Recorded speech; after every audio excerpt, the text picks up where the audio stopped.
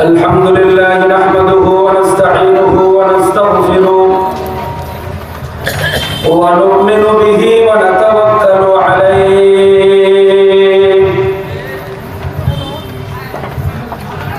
ونعوذ بالله من شرور أنفسنا ومن سيئات أعمالنا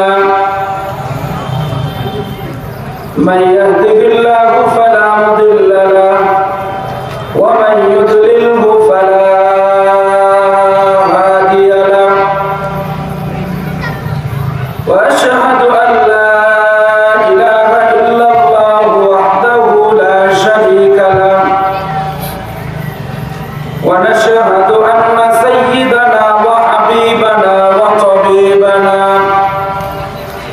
ومحبوبنا ومرشدنا ومولانا محمدا عبده ورسوله أما بعد فأعوذ بالله من الشيطان الرجيم بسم الله الرحمن الرحيم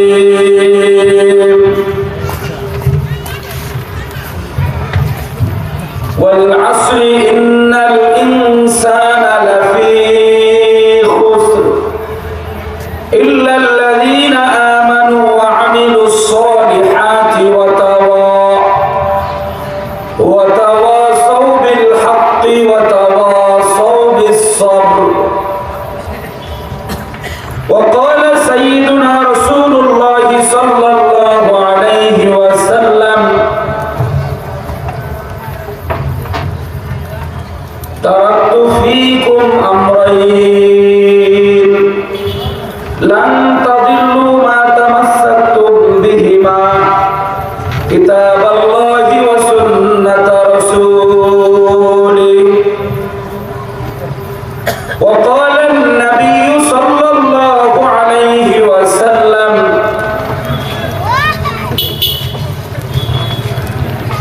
صنفان من أهل النار لم أراهما قوم معهم سيات كأذناب البقر يضربون بها الناس ونساء كاسيات عاريات مميلات مائلات رؤوسهن كأسنمة البخت المائلة لم يدخلن الجنة ولا يجدن ريحها وإن ريحها لتوجد من مسيرة كذا وكذا.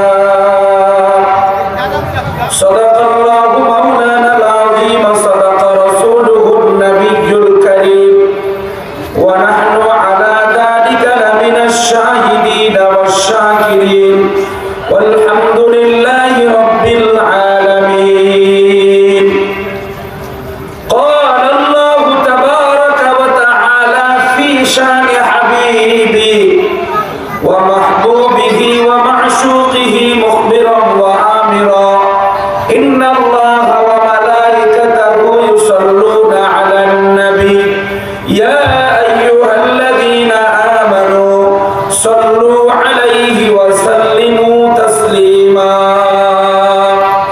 اللهم صل على محمد وعلى آل محمد كما صليت على إبراهيم وعلى آل إبراهيم إنك حميد مجيد.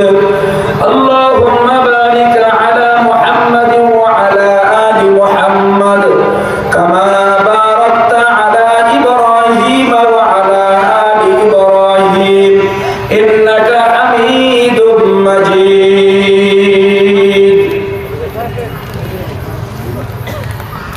রামসাগর দিঘিপাড়া হাফিজিয়া তারিয়ানা মাদ্রাসা ও এলাকাবাসীর উদ্যোগে এক বিরাট তাফসীরুল কোরআন মাহফিলের অত্যন্ত শ্রদ্ধাভাজন সম্মানিত সভাপতি হযরত উলামায়ে কেরাম, বিশেষ করে প্রধান আলোচক আল্লামা মনজুরুল ইসলাম আফিন্দি হাফিজাহুল্লাহ, আমন্ত্রিত অতিথিবৃন্দর মধ্যে আমাদের দিনাজপুরের সুনামধন্য আলেমে দ্বীন হযরত মাওলানা মতিউর রহমান কাসেমি দামাত বরকাতুহুল আলিয়া একটু আগে আলোচনা করলেন, অত্যন্ত গুরুত্বপূর্ণ। আমার উস্তাদে মোহতারাম আল্লাহ হযরত মাওলানা আব্দুর রউফ দামাত বরকাতুহুল আলিয়া, আরো অতিথিবৃন্দু, এলাকার সর্বস্তরের মুসলমান ভাই সব, যুবক ভাইয়েরা, কচিকাঁচা বাচ্চারা, মাদ্রাসার তালিবুল ইলম, পর্দার আড়ালে আমার মা ও বোনেরা, প্রত্যেকের প্রতি আমার আন্তরিক মোবারকবাদ।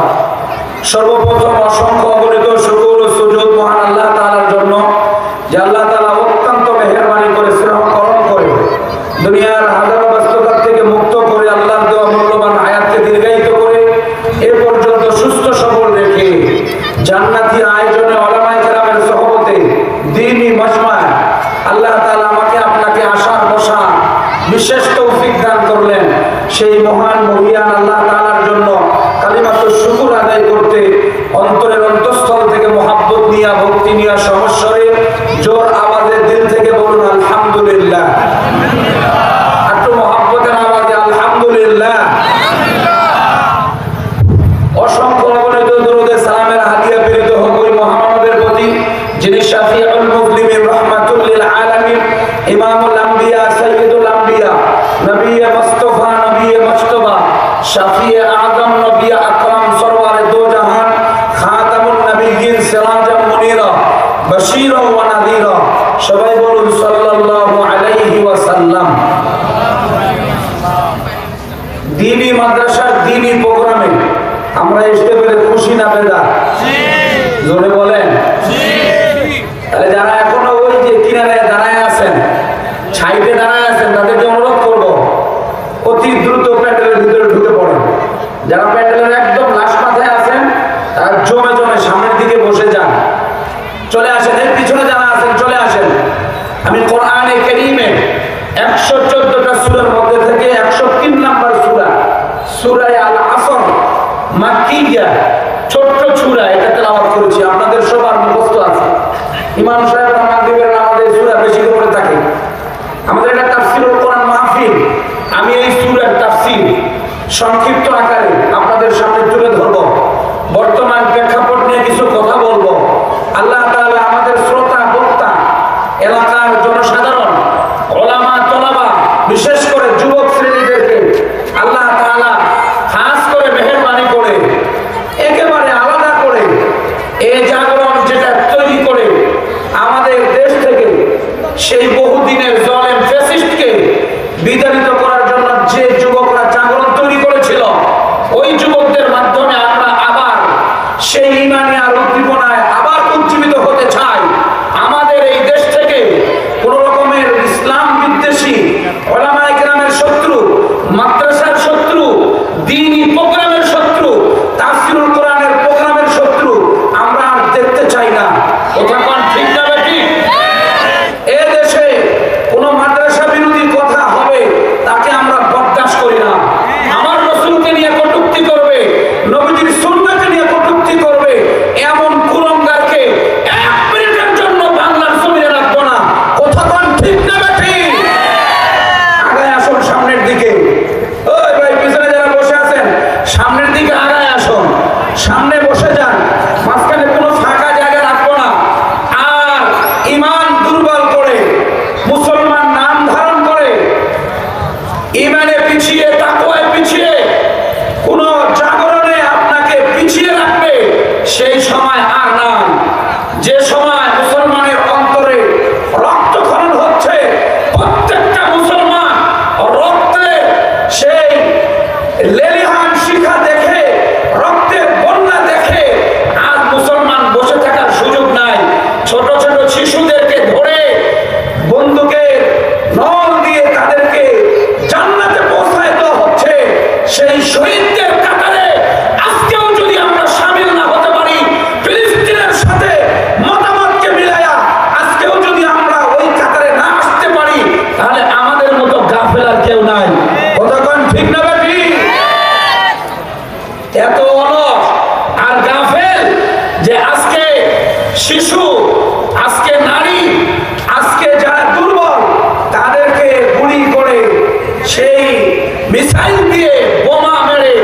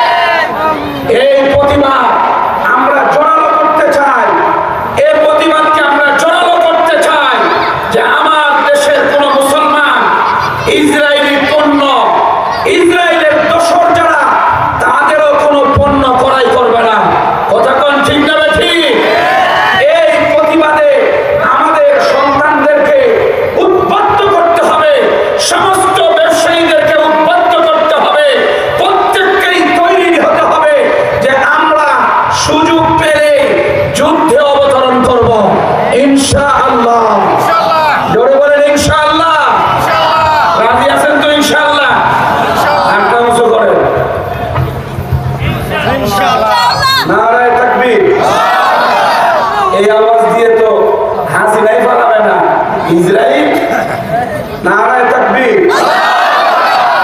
আওয়াজ দিও হবে না, এটা হাতটা মুষ্টি করে। নারায়ে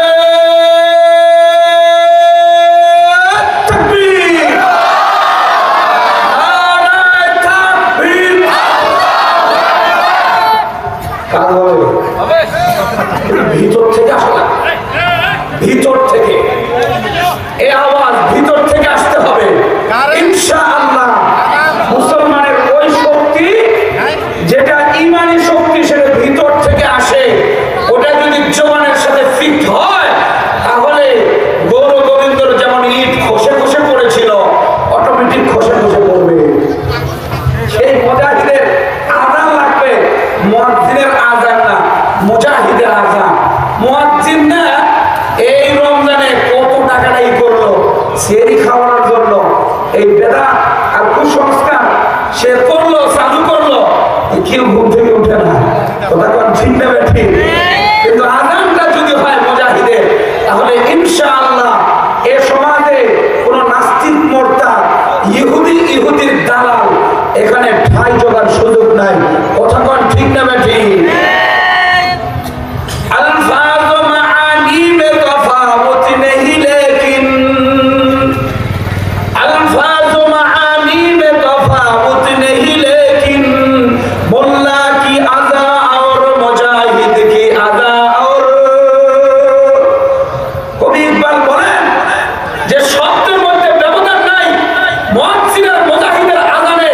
কিন্তু ভিতরে ব্যবধান আছে।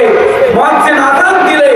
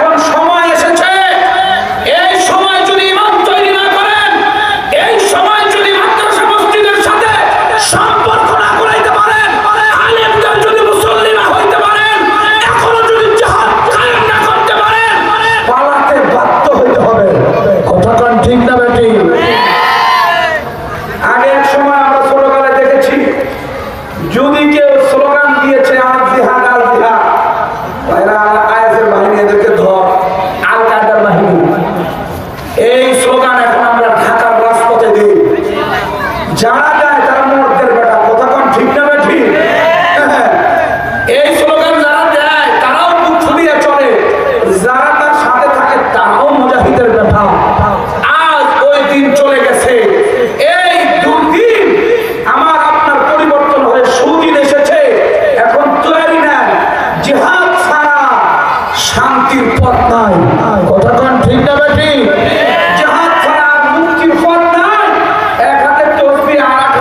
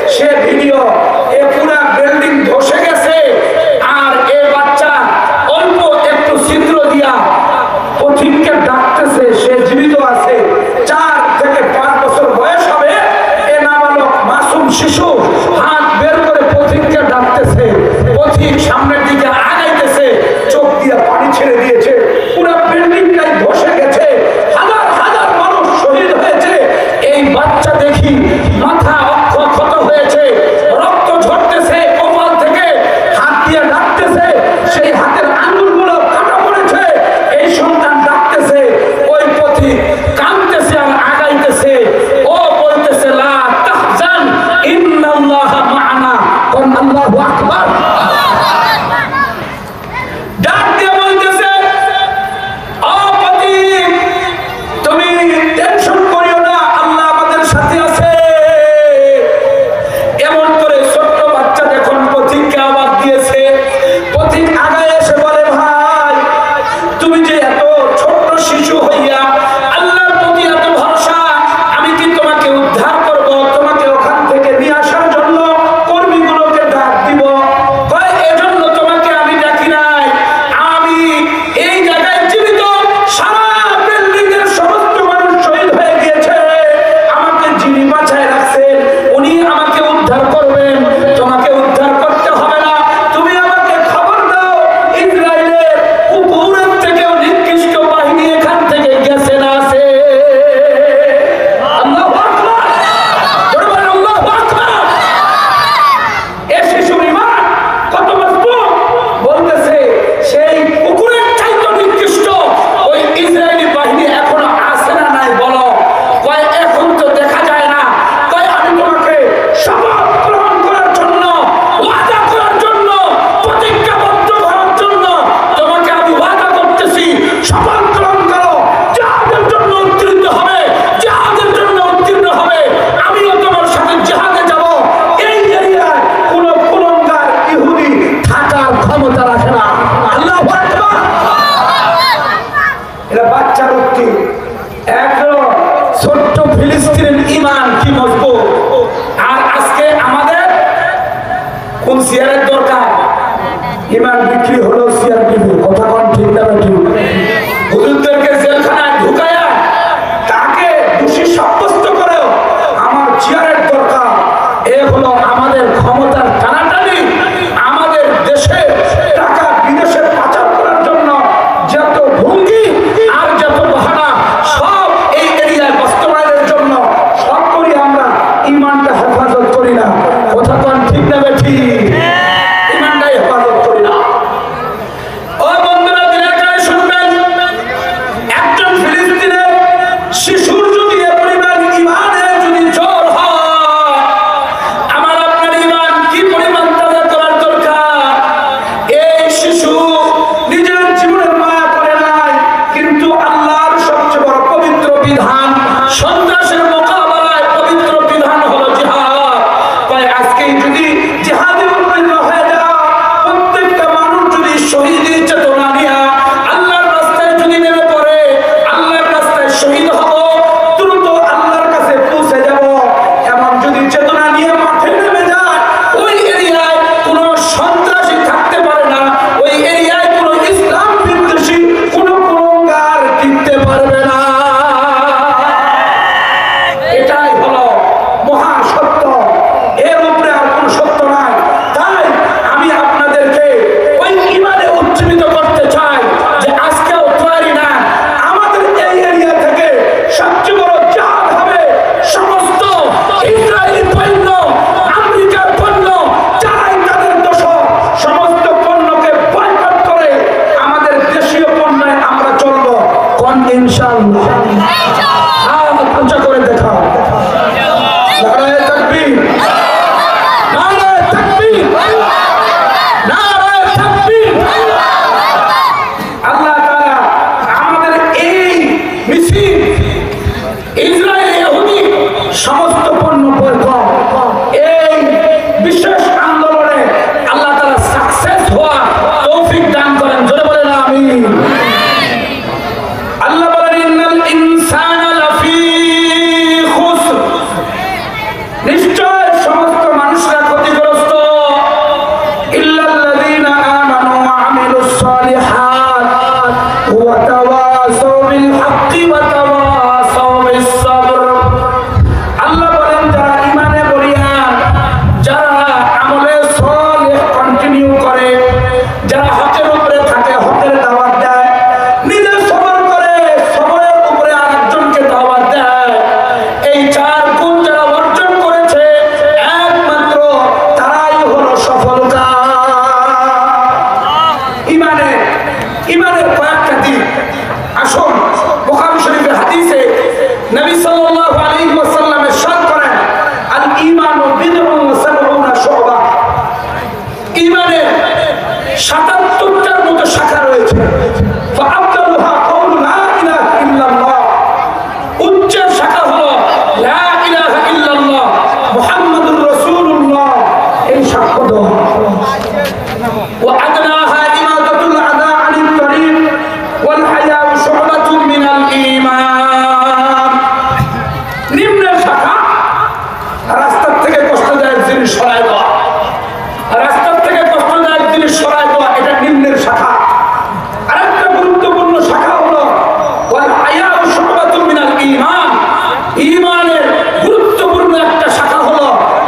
লজ্জা। আজকে আমাদের সমাজ থেকে লজ্জা চলে গেছে। কথা কোন ঠিক না ঠিক? লজ্জা একেবারেই নাই। নামাজ পড়ে না, লজ্জা লাগে না। যাকাত দেয় না, লজ্জা লাগে না। কোরআন পড়তে পারে না, লজ্জা লাগে না। শরীয়তের মাসলা মাসাইল জানে না, ওর লজ্জা লাগে না। ওর বেটা তিনটাই অস্ট্রেলিয়া থাকে, তিনটাই মাস্টার্স ডক্টরেট করা, কিন্তু কোরআন পড়তে পারে না। কিন্তু হে বেটা বড় গর্ব করে কয় আর ঘুরে, আমার তিনটা বেটা সাবমিট হয়ে গেছে। কন্যা নাউজুবিল্লাহ। কোরআন পড়তে পারে না, নামাজ পড়ে না, তিন বেটা অস্ট্রেলিয়া থাকে, দেখে তুই কি একবারে হয়ে গেছিস। কিন্তু এটা সফলতা নয়। সফলতা আমাদের এটা নয়। সফলতা ইমানের পরিপূর্ণ। সফলতা আমাদের সালেহ কন্টিনিউ করে। সফলতা হকের উপরে থাকে, হকের দাওয়াত দেয়, নিজে সবর করে, সবরের উপরে দাওয়াত দেয়। সবর তিন প্রকার। এক নম্বর সবর আলাল ইবাদা, ইবাদতের উপরে সবর। কোনদিন আমল ছুটবে না, এই সবর জরুরি। এই সবরের কথা আমরা বুঝি না। সবর আলাল মাসিয়া, গুনাহ করব না, এটার উপরে সবর, এটা আমরা বুঝি না। আমরা বুঝি সবর আলাল বালা, তৃতীয় স্তরের যেটা মুসিবত, কোন রকমের দুর্যোগ দেখা দিল, সেটার উপরে আল্লাহকে ডেকে আল্লাহর উপরে ভরসা করব, এই সবরটাই আমরা বুঝি। প্রথম স্তরের দুইটা বুঝি না। এক নম্বর সবর তো ইবাদতের উপরে অটল, দুই নম্বর সবর তো কোনদিন গুনাহ নাফরমানি করব না, এই সবর আমাদের নাই। কথা কোন ঠিক না ঠিক? সবাই আজকে গুনার মধ্যে লিপ্ত, নাফরমানির মধ্যে লিপ্ত, নারীরা বেহায়াপনায় লিপ্ত, পর্দার ধার ধারে না, আর কোন রকমের শরীরে অঙ্গ এগুলোকে ঢেকে চলে না। এই পার্কের এরিয়ায় দেহ বেলায়া অবৈধ প্রেম যে পরিমাণ চলে, এটাকে যদি আমরা সমাজে রোধ না করতে পারি, তাহলে সমাজে এই যুবক মুজাহিদ তৈরি হবে না। কথা কোন ঠিক না ঠিক?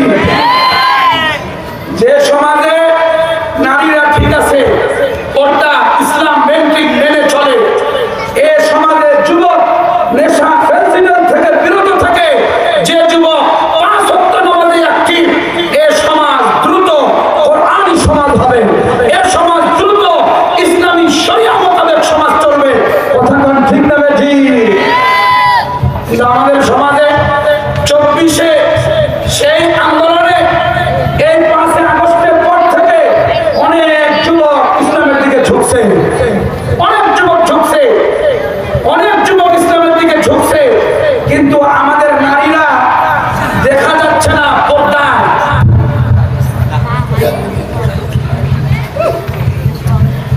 আমাদের নারীরা পর্দায় নাই।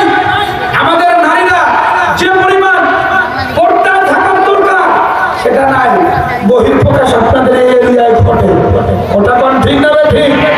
ঘটে কিনা? মুড়ি মুড়ি বসে বসে অবৈধ প্রেম, মুড়ি মুড়ি বসে বসে এইরকম গল্প গুজবে মুক্ত হয়, যুবককে নষ্ট করবে। এ ফেন্সিডে আর নেশায় যুবককে নষ্ট করবে।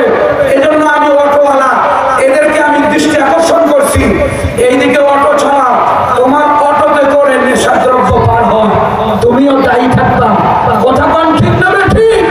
আমাদের প্রশাসনরা 1 নম্বর দায়ী, 2 নম্বর এই অটোওয়ালারা, তারপরে অভিভাবকরা।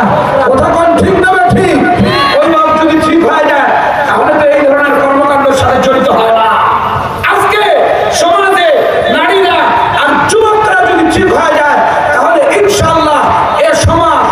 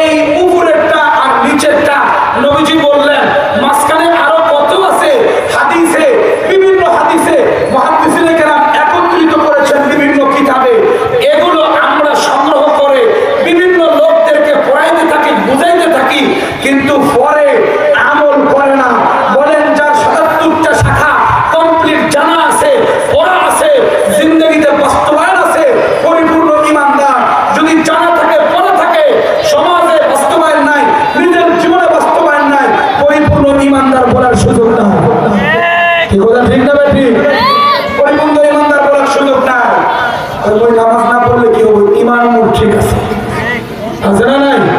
এই কথা বলেন, আছে না নাই? নামাজ না পড়লে কি হবে? আমার ইমান কি আছে? ঠিক আছে। নামাজ পড়ে না আবার ইমান কোনটা? এই কথা কোন ঠিক না ঠিক? যে নামাজ পড়ে না এত কাফের, আর ইমান আবার কোথেকে আসে? ইমান আবার কেমনে ঠিক রাখে? ইচ্ছাকৃত হবে যে নামাজ ছেড়ে দেয় সে কাফের, ইচ্ছাকৃত হবে নামাজ ছেড়ে দেয় সে কাফের। জোরে বলেন সে কি? কন্যাকে আপনারা কি ওদের সঙ্গী নাকি? বলেন যে ইচ্ছাকৃত নামাজ ছেড়ে দেয় সে কি? আরো জোরে বলেন, আরো জোরে, আরো জোরে। কিছু লোক ভিতরে বসে আছে, কয় না, কয় মাঝে মাঝে ছেড়ে দেয়। কথা কোন ঠিক না ভাই ঠিক?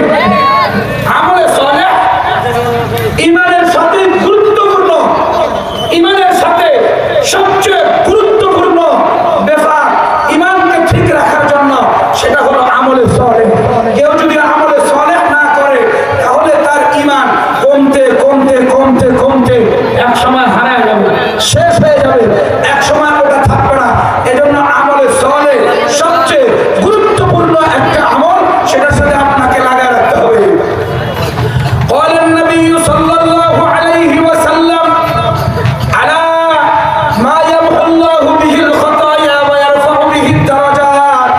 قالوا بلى يا رسول الله. قال انتظار الصلاة بعد الصلاة وإسباغ الوضوء على المكاره وانتظار الصلاة على الصلاة وانتظار الصلاة على الصلاة وكثرة الخطى إلى المساجد فذلكم الرباط فذلكم الرباط فذلكم الرباط. নবী করিম সাল্লাল্লাহু আলাইহি সাল্লাম বলেন, আমি কি তোমাদেরকে এমন একটা আমলের খবর দিব যে আমলের মাধ্যমে তোমার জীবনের গুনাহ মাফ হয়ে যাবে, তোমার দরজাত বুলন্দ হবে। কোন সুবহানাল্লাহ, জোরে বলেন সুবহানাল্লাহ। সাহাবায়ে কেরাম বলেন, বালা ইয়া রাসূলুল্লাহ, অবশ্যই আমাদেরকে সেই আমলের কথা বলেন, গুনাহ মাফ হবে, দরজাত বুলন্দ হবে। নবীজি সাল্লাল্লাহু আলাইহি সাল্লাম বলেন, এক নাম্বার ইসবাগুল উযুই আলাল মাকারে, তুমি খুব সুন্দর করে পরিপূর্ণভাবে ওযু করো। কষ্টের সময়, শীতের সময়ও মজবুতির সহিত, ইমানে আমলে মজবুতির সহিত খুব ডলে বলে অঙ্গগুলো ধুয়ে ওযু করো। আমরা যখন শীত বেশি হয় এখন খুব তাড়াহুড়ো করে ওযু করি, ভালো করে ডলে ধীরস্থির ভাবে ওযু করি না। বলেন ওযু যদি না হয় নামাজ হবে? ওযু হলে নামাজ হবে? হবে না। নবী করিম সাল্লাল্লাহু আলাইহি সাল্লাম বলেন, লা সালাতা লিমান লা ওযু আলা, যে ব্যক্তির ওযু হয় না তার নামাজ নাই। ওযু হলো গুরুত্বপূর্ণ, গুরুত্বপূর্ণ নামাজের অগ্রে ভূমিকা, সবচেয়ে বড় গুরুত্বপূর্ণ আমল। এই আমলে আমরা যত্নবান নয়। আমি মা বোনদেরকে লক্ষ্য করে বলি, মা আপনার এত টাইট জামা, যে জামা আপনার কোনুর উপরে উঠে না, তো কোনু সহজ ধুইতে হয়, এই যে টাইনে টুলে পর্যন্ত উঠাইলেন, এরপরে এটা ধুইব কেনা? এই কথা ঠিক না ঠিক? আমি আমার ফ্যামিলিকেই দেখেছি যে এত টাইট জামা এটা পুরো উঠাইতে পারে না, কোনো রকম টাইম নেই পর্যন্ত উঠাইছে। এখন কেন সহজে ধুইতে হবে, এটা কখন আমল করবে? এটা আর হয় না, এটা আর পরিপূর্ণ হয় না। কেন সহজ আর দোয়া হয় না? বলেন ওযুর চার ফরজ যদি তার আদায় না হয়, ওযু হয় নাই, ওযু না হলে নামাজও হবে না।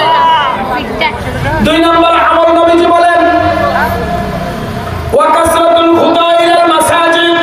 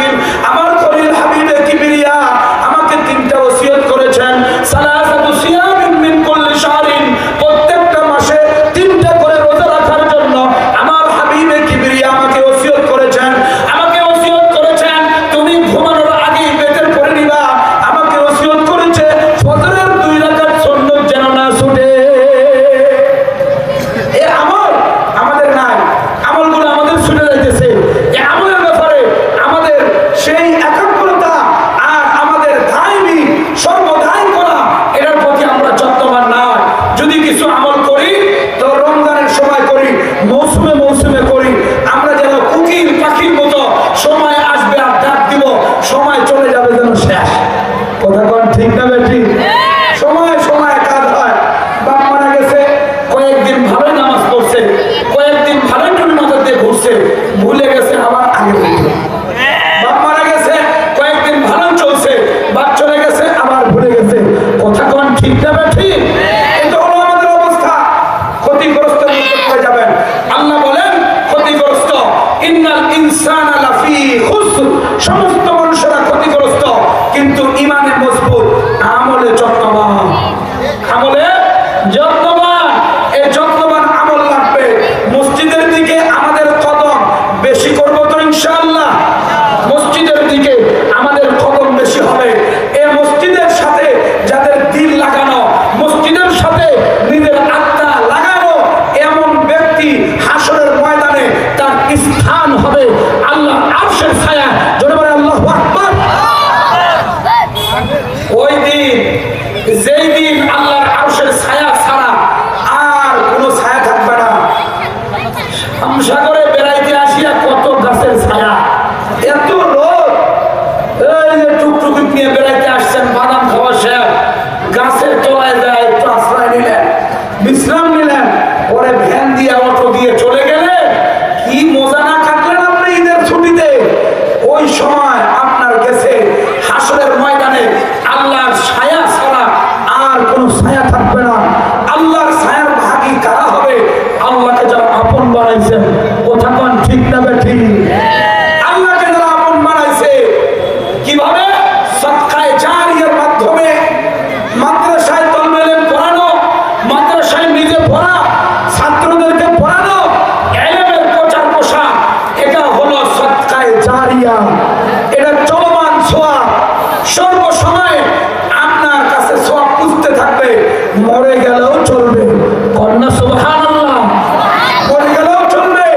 এই চলমান সওয়াবের সাথে আমরা বেশিরভাগ লোক জড়িত না, বেশিরভাগ লোক আমরা চলমান সুদের সাথে জড়িত। কি ভাই কথা কম না কেন? বলে বলেন কথা ঠিক না ঠিক? বেশিরভাগ লোক এই সুদের সাথে জড়িত। চলমান সুদ, একবার লোন লিছে 50,000, পরিশোধ করছে, বলছে এবার 2 লাখ নে, 2 লাখ দিছে, বলছে এবার 5 লাখ নে, 5 লাখ পরিশোধ করছে, বলছে আপনি আমাদের আস্থা ভাজন সুদী মহাজন, এবার 1 কোটি নেন। কথা কোন ঠিক না বেটি? একটার পর একটা সুদের সাথে জড়ায় যায়। লোকটা এত বড় নেতা, এত বড় দাপটওয়ালা, লোকটা মারা গেছে, মারা যাওয়ার পর তার কান্দে 200 কোটি টাকা সুদের ঋণ। হাজরা নাই? কথা বলেন আসরা নাই? 200 কোটি টাকা ওর সমস্ত স্থাবর অস্থাবর সমস্ত কিছু বিক্রি করলো, কি হবে না? ওই ঋণ পরিশোধ হবে না। বলেন এই লোক কতবার হজ করেছে, কতবার উমরা করেছে, কত বড় নেতা ছিল, লাভ নেই। কথা বলেন না কেন? কথা কন, কোনো লাভ নাই, কোনো লাভ নাই। সুদী মহাজন, এই সুদী মহাজন দিয়া মানুষের হক হারালি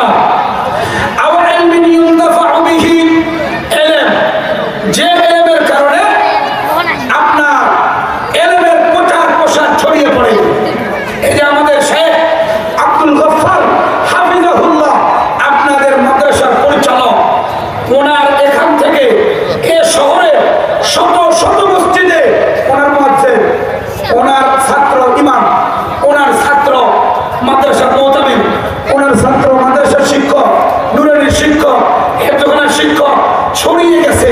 এরকম তারা আরো ছাত্রদেরকে পড়াচ্ছে। এরকম করে ছড়িয়ে পড়বে এলেমের এই সদকায়ে জারিয়া। উনি মারা যাওয়ার পরেও এটা ওনার কবরে পুষতেই থাকবে। জোরে বলুন আল্লাহু আকবার।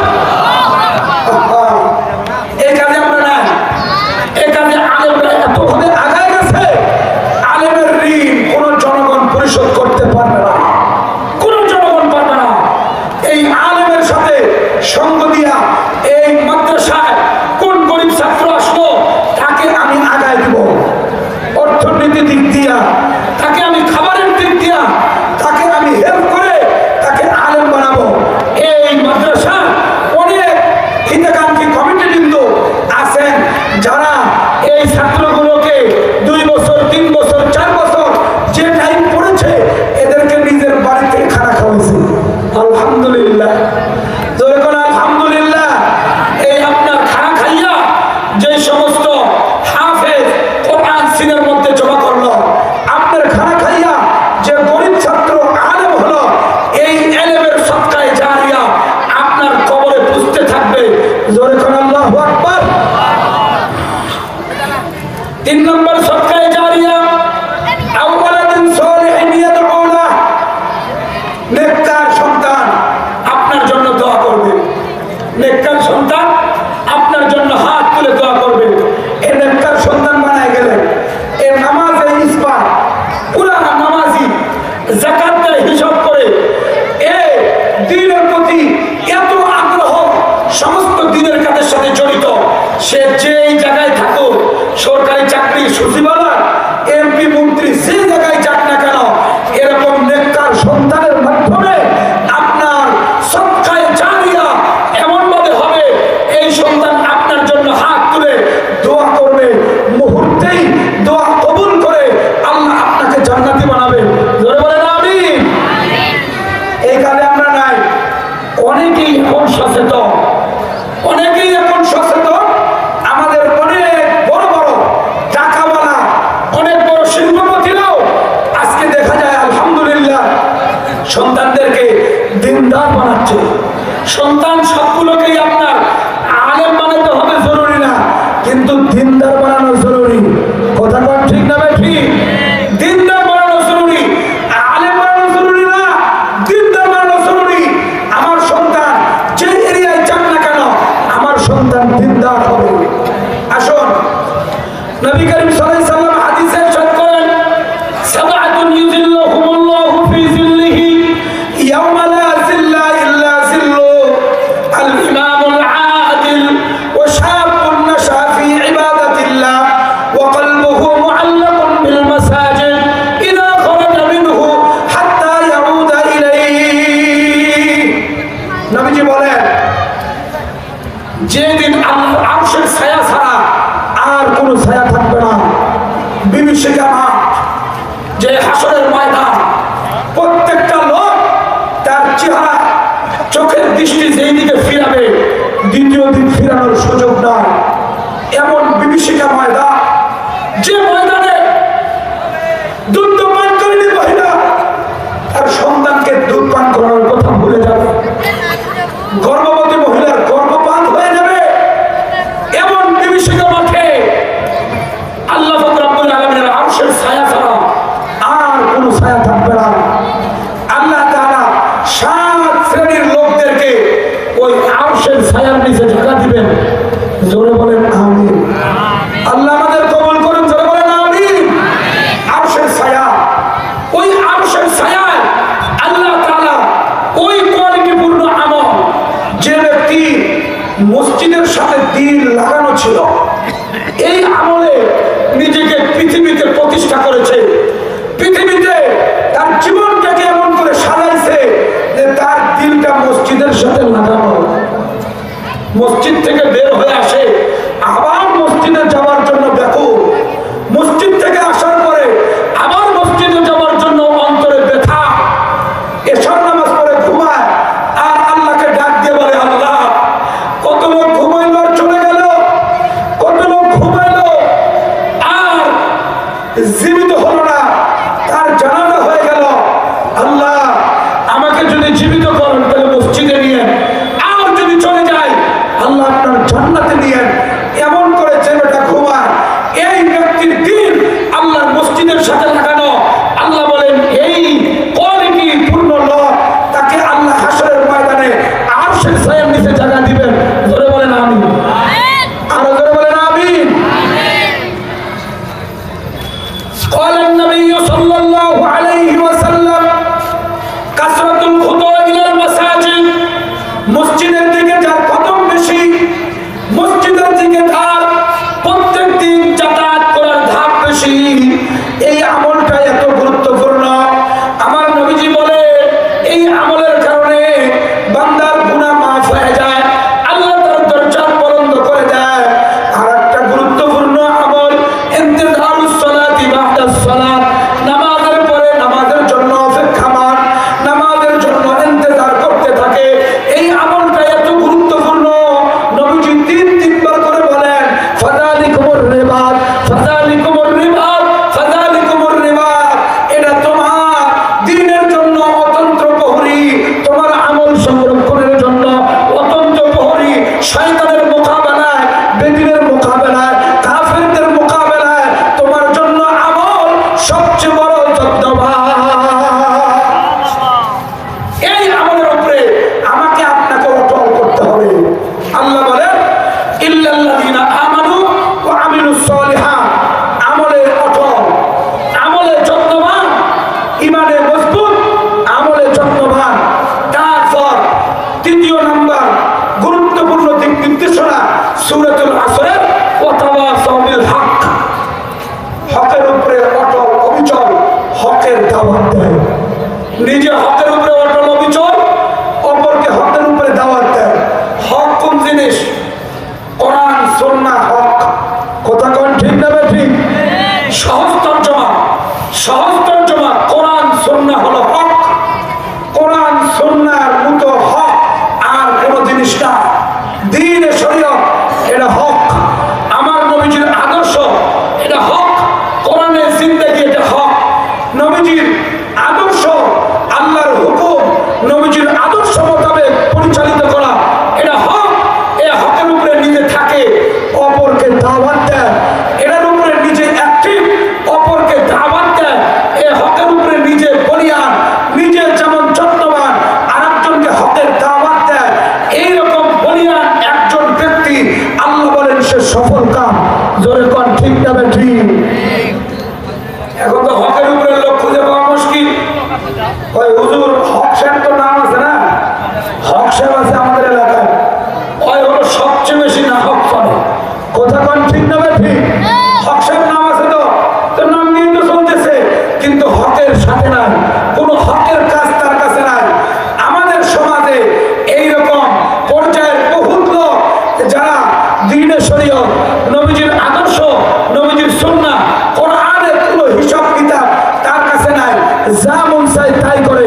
এ হলো বেহক। হক হলো কোরআন সুন্নাহ।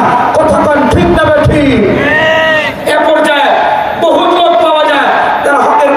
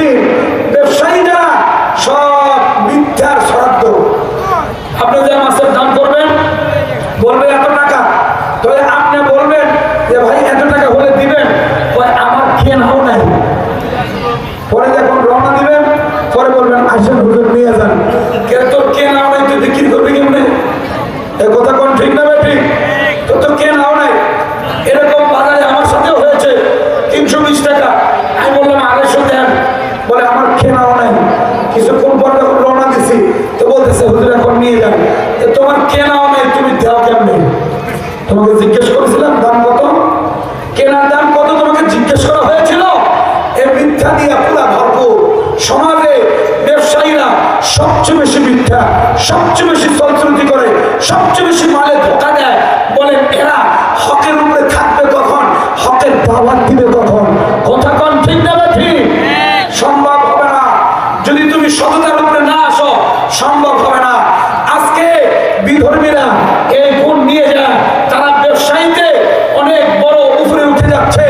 আর আজকে মুসলমানের বাচ্চা মুসলমান হয়ে দুর্নীতি করে, মুসলমানের বাচ্চা মুসলমান হয়ে মালে ভেজাল দিয়ে আজকে বদনাম ছড়ে ইসলামের পরিত্যাগ করতেছ, তোমার সবচেয়ে বড় ক্ষতি হবে।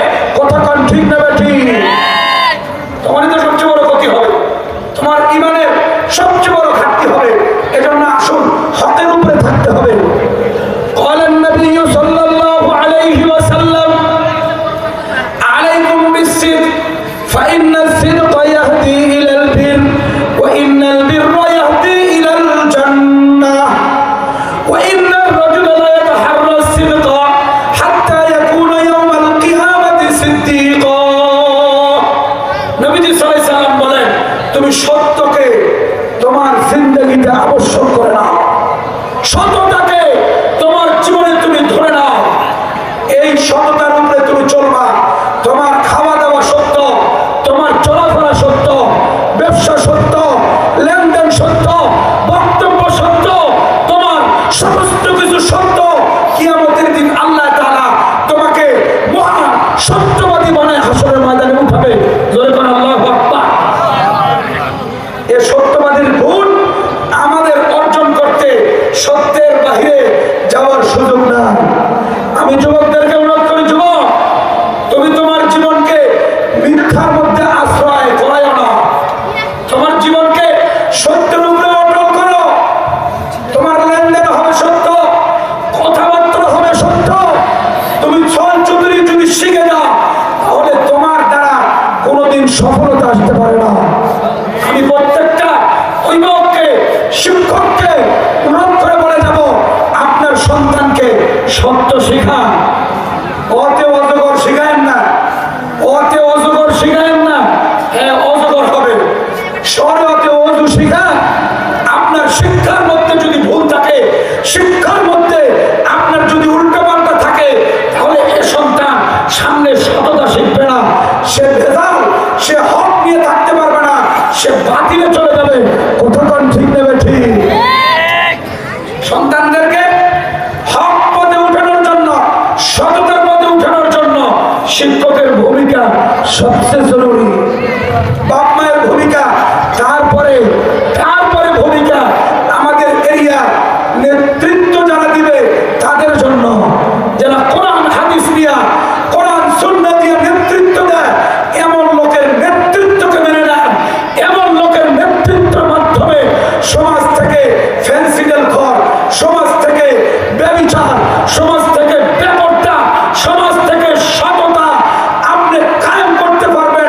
দুর্নীতি দূর হবে। কথা কোন ঠিক না ঠিক? আজকে কোরআনওয়ালা সুন্নাহকে সমাজে বাস্তবায়ন করবে এমন নেতা আমাদের বিশেষ প্রয়োজন। কথা কোন ঠিক না ঠিক? ওই নেতার মাধ্যমে সমাজ থেকে নিশাখোর, সমাজ থেকে বেনামাজি, সমাজ থেকে ব্যভিচার, সমাজ থেকে পাটপাড়ি দূর করা সহজ। দেখেন না, অনেক সময় তো ফেসবুকে ভেসে আসে, অনেক জায়গায় যায় চাঁদাবাজি করতেছে।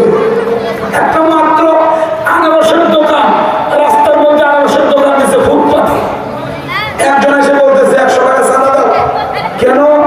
আমি তো এখনো বেচাই শুরু করিনি ভাই, কেন বেচাই তো করলাম না। তাহলে আপনি কেন চাঁদা নিতে এসেছেন? বলো এই জায়গায় রাস্তায় দোকান দিলে তোমাকে চাঁদা দিতেই হবে। জোরপূর্বক চাঁদা নিয়েছে। একজন যুবক দাঁড়ায় গেছে, কি হয়েছে? চাঁদা নিয়ে গেল, 2-4টা লাগাইছে, পরে পালাইছে, নিয়ে এসে আবার দোকানদারকে ফেরত দিয়েছে। এমন প্রতিবাদী মুসলমান যুবক, সততা, ইনসাফ প্রতিষ্ঠা করার আমাদের সমাজে আছে। তাদেরকে আমরা আগে বাড়াই দিতে চাই। আমার সমাজ থেকে হক যারা প্রতিষ্ঠা করতে চায় না, এদেরকে আমরা বিতাড়িত করতে চাই। কথা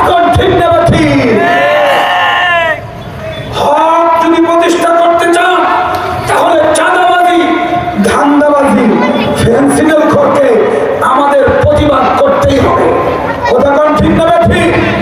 এজন্য আল্লাহ পাক রব্বুল আলামিন কোন বলেন ওয়াতাওয়াসাউ বিল হাক্কি ওয়াতাওয়াসাউ বিস সবর। হকের উপরে নিজে থাকে আরেকজনকে দাওয়াত দেয়।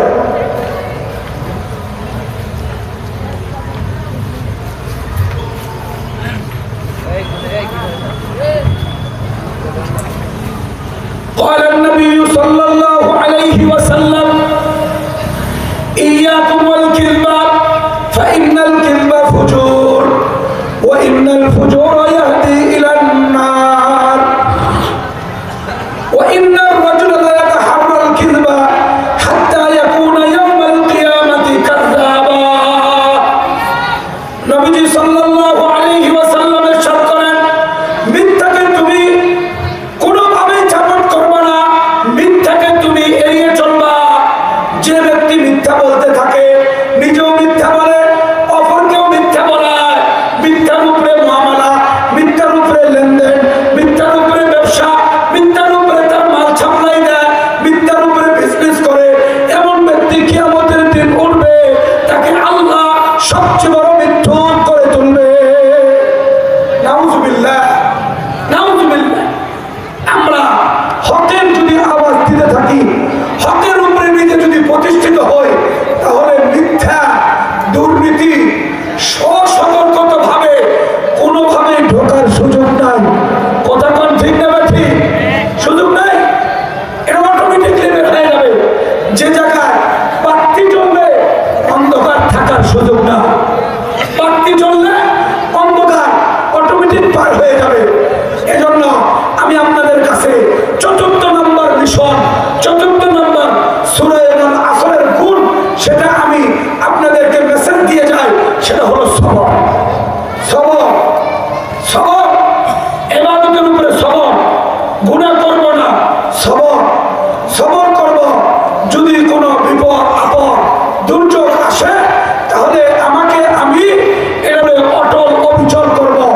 আল্লাহ পক্ষ থেকে রহমত আসবে, আল্লাহর পক্ষ থেকে আমার কাছে রহমত আর বরকত আসবে ইনশাআল্লাহ। ওই এরিয়ায় সবরকারীর সবরের মাধ্যমে আল্লাহ ইসলামের বিজয়ের পতাকা পথ পথ করে উড়াবেন ইনশাআল্লাহ। জোরে বলেন ইনশাআল্লাহ। সবরের উপরে সর্বপ্রথম গুরুত্বপূর্ণ কথা, সবর প্রথম স্তর ইবাদতের সবর, দ্বিতীয় স্তর গুনাহ না করার সবর। এই দুই সবর আমরা করি না। ইবাদতের উপরে অটল অবিচল, ইবাদত অটল ভাবে চলবে। কোন ইবাদত থেকে আমাকে দূরে সরানোর সুযোগ নাই। ফরজ, ওয়াজিব, কম্পালসরি, সুন্নতে মুআক্কাদা অত্যন্ত গুরুত্বপূর্ণ, নফল, মুস্তাহাব, এগুলো আমার জন্য অনেক জরুরি। এই আমলগুলোর সাথে নিজে যখন অ্যাক্টিভ থাকবে, তো দ্বিতীয় নাম্বার স্তর সবর। বৃষ্টি, ঝড়, এমন শিলাবৃষ্টি, আমার 50 লাখ টাকা লাভ হতো, সে তরমুজের খেত পড়বা না। কার উপরে সবর? আল্লাহ। কেন ইবাদতে অটল? ইবাদতে অটল, কোন নাফরমানিতে সে নাই। এর দুর্গুণ যখন অর্জন হয়েছে, নিঃসন্দেহে তার তৃতীয় আল্লাহ সেই ফায়সালার উপরে সে অটোমেটিক অটল, অটোমেটিক, অটোমেটিক তার মুখ দিয়ে বের হয়ে যায়। অটোমেটিক বলে আলহামদুলিল্লাহ, অটোমেটিক বলে আল্লাহর যা ফায়সালা হয়েছে এটাই আমি মেনে নিলাম, এমন করে বলতে থাকে। তো আল্লাহ পাক রব্বুল আলামিন নবীজির মাধ্যমে সুসংবাদ শোনায় দেয়, ইন্না আউয়ালু ইউদআ ইয়াওমাল কিয়ামাতি আল্লাযীনা ইয়াহমাদুনাল্লাহ ফিস সাররা'i ওয়াদ দাররা। নবী করিম সাল্লাল্লাহু আলাইহি ওয়াসাল্লাম বলেন, সর্বপ্রথম